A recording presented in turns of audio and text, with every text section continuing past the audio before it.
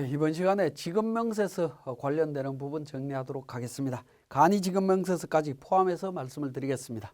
자, 지급명세서 제출과 가산세의 부분인데요. 자, 우리 지급명세서라고 하면 여러분들 지급명세서 어떻게 생겼냐라고 질문을 드리면 지급명세서 본 적이 없다라고 하시는 분들이 굉장히 많습니다. 굉장히 많은데 요거는 굉장히 많은 이유가 뭐냐면 본인이 보고 싶은 것만 봤기 때문에 그렇습니다. 분명히 지급명세서 여러분들 확인했는데도 불구하고 그 지급명세서가 어떻게 생겼는지 모른다라는 거죠. 지급명세서는 이렇게 생겼습니다. 그죠? 지급명세서는 원천징수 영수증입니다. 자, 원천징수 영수증 밑에 보시면 반드시 지급명세서라는 용어가 나옵니다. 자, 원천징수 영수증은 원천징수 의무자와 그 다음에 소득자가 하나씩 보관을 합니다. 그건 영수증이고요. 그렇게 보관하는 서류 중에 한 장을 세무서에 제출하는 부분이 있습니다. 그죠? 그러니까 제출용에 대한 부분, 발행자 보고용이죠. 제출용이 지급명세서가 된다라는 겁니다. 결국에 뭐냐면 원천징수 영수증이나 지급명세서는 같은 거다라는 겁니다. 그죠? 같은 거기 때문에 이 지급명세서 내용이 이렇다라는 거 기억하시고요. 자, 구체적으로 보도록 하겠습니다. 자, 지급명세서는 근로소득, 퇴직소득, 사업소득은 3월 10일까지 제출하도록 되어 있습니다. 다음 연도 3월 10일까지. 여기에 하나 추가를 해야 되겠죠. 종교인 소득. 종교인 소득에 대한 지급명세서도 3월 10날까지 제출하도록 되어 있습니다. 그 다음에 이자 배당 기타 소득은 2월 말일까지 제출해야 되고요. 일용근로소득은 분기의 마지막 달에 다음 달 말일까지 제출하도록 되어 있습니다. 다음 달 말일까지면 4분기는 1월 말일까지죠. 1월 말일까지 제출을 해야 되는 부분이고요. 자, 월별, 반기별 납부자 모두 제출을 해야 된다라는 겁니다. 이자, 근로, 이자, 일용 관련되는 거는 모두 제출을 해야 된다라는 거 기억을 하셔야 되겠고, 휴폐업 해산의 경우에는 휴업, 폐업, 해산일이 속하는 다음 달 말일까지 제출을 합니다. 다음 달 말일까지. 그래서 지급명세서는 3월 10일, 2월 말까지 제출을 해야 되는데 요 날짜를 놓치게 되면 가산의 문제가 심각하게 발생을 하기 때문에 가능하면 2월 말일 날 지급명세서를 전부 다 제출하시는 게 좋겠습니다. 자, 그 다음에 지급명세서 제출 방법은 전자로 제출을 합니다. 자, 그리고 미제출했을 때 가산세는 1% 적용이 됩니다. 제출기한 경과 후 지난 후 3개월 내에 제출하시게 되면 0.5% 적용을 합니다. 자, 가산세 적용 사례를 한번 보면 소득 구분 차고 근로소득임에도 불구하고 우리가 기타 소득으로 잘못 제출했다. 가산세 적용할 거냐 하는 건데 가산세 적용합니다. 단순 착오로 원천징수 의무자와 소득자 명의를 잘못 적용한 경우 보고불성실 가산세 적용한다라는 겁니다. 자, 적용이 가능하기 때문에 가능하면 정확하게 제출을 해 주셔야 되겠습니다.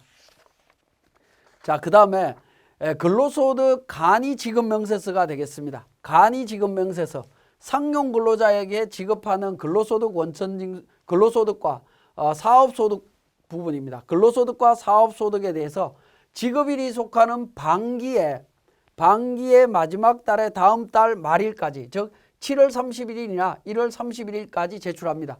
월별 납부자나 반기별 납부자 모두 제출해야 된다라는 겁니다. 자, 휴폐업 해산의 경우에는 휴폐업 해산이 속하는 달에 다음 달 말일까지입니다. 자, 이 부분에서 주의하실 거는 뭡니까? 그 상용 근로자 일반 지급명세서 있죠. 일반 지급명세서 제출기한이죠. 명세서 제출은 언제까지죠? 제출은 다음 달 말일입니다. 다음 달 말일까지죠. 그죠? 말일까지이기 때문에 이 부분을 좀 주의하실 필요가 있습니다. 간이 지급명세서는 다음 달 말일까지고요. 일반 지급명세서, 정상적인 지급명세서는 다음 달 말일까지다라는 겁니다. 그러니까 혼돈 없으셔야 될 것 같고, 미제출했을 때 가산세 어떻게 되느냐? 미제출은 원래 0.5%, 그 다음에 3개월 내에 제출하게 되면 0.25%인데 이 부분이 너무 가혹하다라고 해서 이번에 법이 개정이 됐죠. 0.25%로 50% 감면됐습니다. 인하됐고요. 제출기한이 3개월 후에 되는 경우에는 0.125%를 적용하도록 되어 있습니다. 자, 그래서 간이지급명세서도 제출기한 놓치지 않도록 주의하셔야 되는데, 간이지급명세서 대상이 근로소득과 사업소득에 대한 부분이다라는 거고요. 지급일 기준으로 처리하도록 되어 있습니다. 자, 그러면 구체적인 내용을 한번 보도록 하겠습니다. 지급명세서 제출과 관련해서 2020년도 상반기에 이미 6월 귀속 7월 지급분을 포함해서 간이지급명세서 제출했다. 2020년도 하반기 때 7월 지급분을 다시 제출해야 되느냐 하는 부분입니다. 어떻게 되느냐 하면 상반기 제출 여부와 상관없이 7월 지급분은 하반기에 제출해야 된다라는 부분입니다. 제출해야 됩니다. 자, 이 부분은 간이지급명세서는 지급일 기준으로 제출합니다. 지급일 기준이기 때문에 그렇습니다. 지급일 기준이기 때문에 그렇습니다. 이 부분은 연도 중에는, 과세 연도 중에는 지급일 기준으로 판단해라라는 겁니다. 자, 그 다음 부분입니다. 2020년 12월 급여를 2021년입니다. 오타인데요. 2021년 1월에 지급하는 경우 간이지급명세서 제출 시기 어떻게 되느냐 하는 부분입니다. 자, 이 부분은 근무한 연도가 지난 후에 지급하는 소득은 제출 대상이 아니다라는 겁니다. 그래서 2020년 12월분 급여를 2021년 1월에 지급하는 경우에는 2020년 하반기와 2021년 상반기 간이지급명세서 제출 대상에서 모두 제외된다라는 겁니다. 모두 제외됩니다. 원천징수 대상 사업소득도 동일하게 적용을 합니다. 자, 이 부분도 주의 깊게 보실 필요가 있습니다.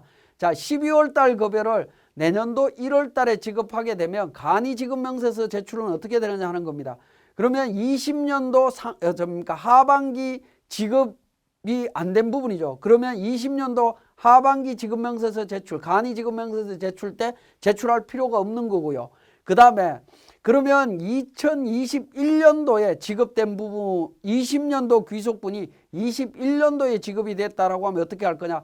21년도 상반기 제출할 때 과세기간 부분이 다르기 때문에, 과세기간이 다르기 때문에 제외를 한다라는 겁니다. 그래서 모두 제외되도록 개선이 됐습니다.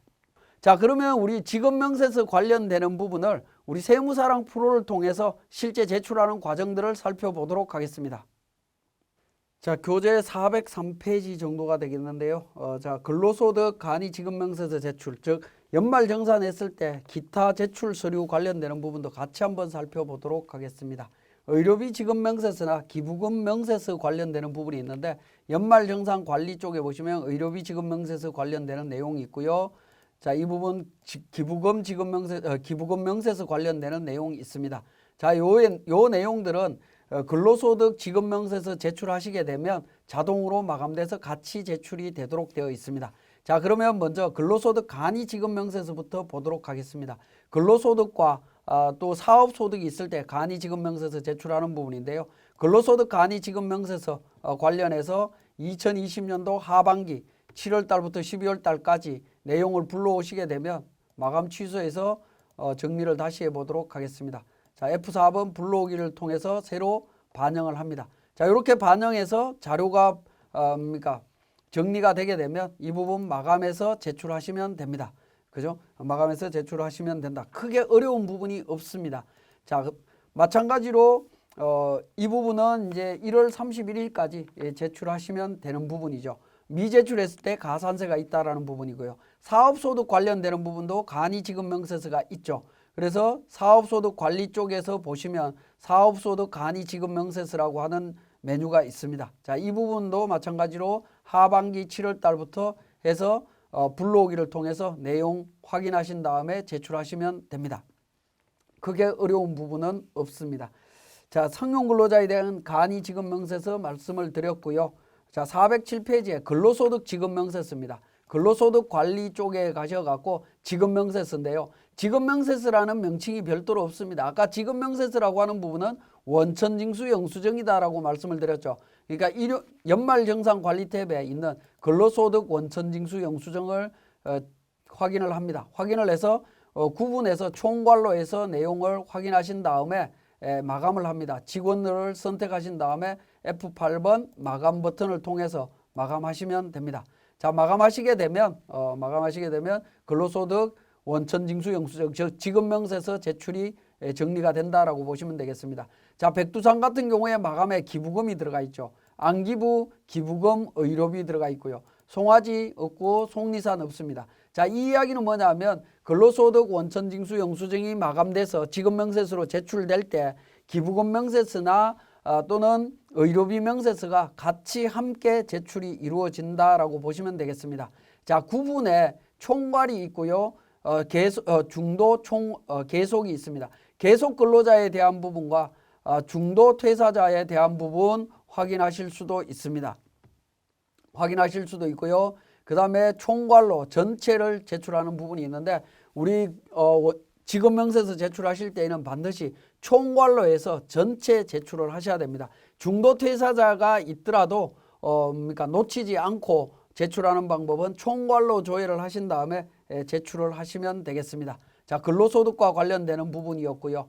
자, 만약 일용근로자에 대한 부분은 일용근로소득과 관련되는 부분에 있어서 일용근로 지급명세서가 있습니다. 자, 4사분기 관련되는 부분 내용이 있다면 4사분기 선택하셔갖고 마감해서 제출을 하시면 됩니다. F7번 마감해서 제출을 하실 수 있습니다. 자, 이렇게 제출이 가능하고요. 자, 일용근로자에 대해서 원천징수 영수증이 있느냐라는 부분인데 일용근로자에 대한 부분도 원천징수 영수증이 있습니다. 지급명세서 제가 봤지만 중간 탭에 보시면 원천징수 영수증이 있죠. 이렇게 일용근로자도 원천징수 영수증이 당연히 있습니다. 자, 그렇게 이해를 하시면 되겠고, 자, 그 다음에 사업소득 쪽으로 갑니다. 사업소득 탭에서 간이 지급명세서 말씀을 드렸고요. 사업소득에 대한 연말정산용도 있습니다. 상단 부분에 보시면 사업소득 원천징수 영수증 연말정산용이라고 있죠. 연말정산용, 연말정산한 분이 있다라고 하면 관련되는 부분 불러오기를 통해서 마감해서 제출을 하시면 됩니다.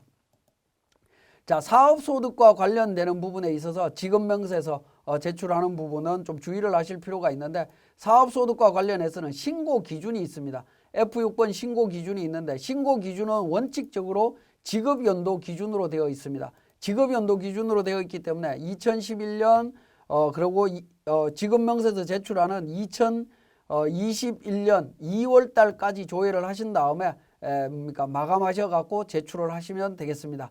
그런데 지급 기준으로 할 거냐 신고 기준으로 할 거냐 하는 부분인데 법에서는 지급 기준으로 하도록 되어 있지만 우리 실무적으로는 가능하면 그러니까 귀속 기준으로 하시는 것이 우리 경비처리라든가 또는 원천징수 이행상황신고서상에 반영되어 있는 내용 뭐 여러 가지 내용을 봤을 때 훨씬 편리하지 않느냐라는 생각이 듭니다. 자, 이렇게 정리를 해서 마감해서 제출을 하시면 되겠습니다. 자, 그 다음에 기타소득과 관련되는 부분입니다. 기타소득 관리 쪽에서 그러니까 지급명세서 보도록 하겠습니다. 지급명세서는 기타소득 지급명세서 영수증이 있습니다. 영수증에 마찬가지로 기타소득도 신고 기준이 있습니다. 신고 기준, 지급 기준이냐 귀속 기준이냐 하는 건데 원칙은 지급 기준이지만 우리는 귀속 기준으로 조회를 하도록 하겠습니다. 1월부터 12월까지 조회를 해서 마감해서 제출을 하시면 됩니다. 마감해서 제출하실 수 있고요. 그 다음에 이자 배당 소득에 대한 부분도 마찬가지입니다. 소득자료 입력되어 있는 부분에서 1월부터 12월까지 조회를 해서 마감해서 신고하실 수 있습니다. 마찬가지로 이 부분에 있어서 신고 구분도 동일한 방식으로 처리가 된다라고 보시면 되겠습니다. 자, 신고 기준도 지급 기준, 귀속 기준이 있는데 원칙은 지급 기준이지만 제출은 귀속 기준으로 처리하시는 것이 실무적으로 편리하다라고 볼 수 있겠습니다. 자, 그 다음에 종교인 소득에 대한 부분입니다. 연말정산을 했다라고 하면 종교인 소득 원천징수 영수증 연말정산분이 있습니다. 자, 이 부분도 그러니까 마감해서 제출을 하시면 되겠습니다. 자, 이렇게 이제 지급명세서 다 마감해서 제출을 하는데 제출하는 부분은 세무신고서류의 전자 쪽에 가시게 되면 지급명세서 전자제출 연말정산분이라고 있죠. 자, 이 부분에서 우리가 조회를 해서 선택을 하시면 되겠습니다. 자, 3월 31일 날 해서 선택을 하게 되면 회사별로 해서 내용이 나옵니다. 한사랑 세무사랑에서 내용인데 이 부분 마감해서 제출을 하시면 됩니다.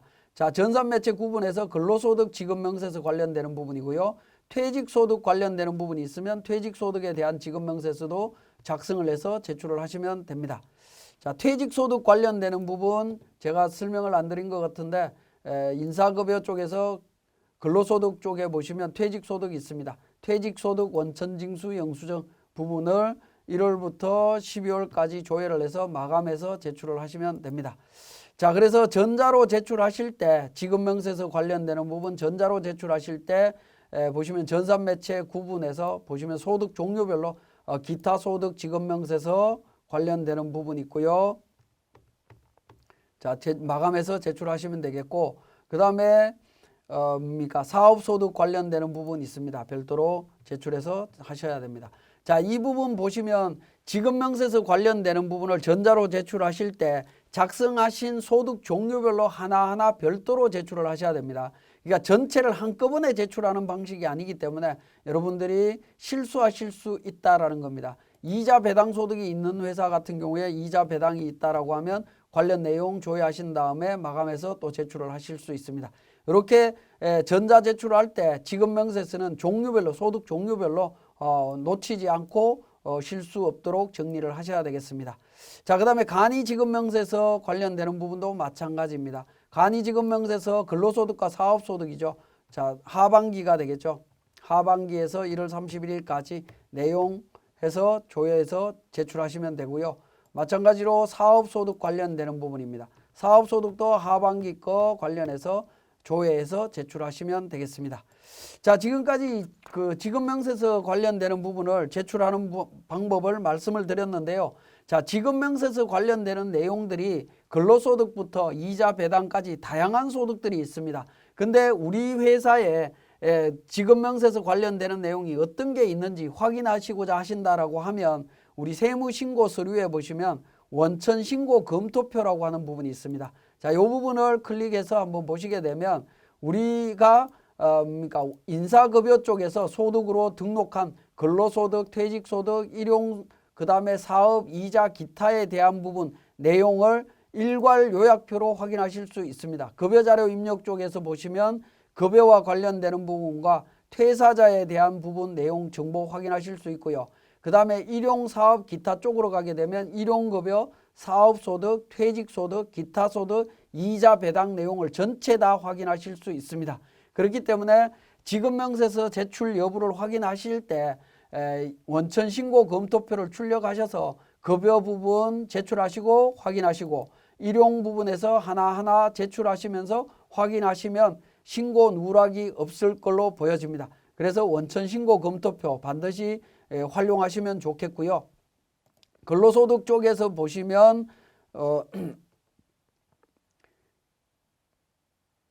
자, 그 다음에 연말정산과 관련해서 연말정산 관리 쪽에 보시면 하단 부분에 연말정산 현황이라고 하는 표도 있습니다. 자, 이 부분도 우리가 계속 근로자의 경우에 한번 보시면 직원별로 연말정산이 지금 어떻게 이루어져 있는지 세부 내역을 확인하실 수 있다라는 겁니다. 그죠? 모든 직원이 다 완료됐는지 아니면 아직 완료가 안 됐는지 정산 현황표도 한눈에 볼 수 있는 서식이 있습니다. 이것도 참고로 보시면 되겠습니다.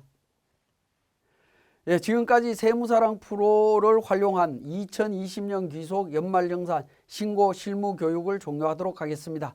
제가 장시간 동안 교육과 관련되는 부분을 설명을 드렸습니다만은 부족한 부분은 교재를 통해서 여러분들이 조금 더 숙지하도록 부탁드리면서 교육 마치겠습니다. 수고하셨습니다. 감사합니다.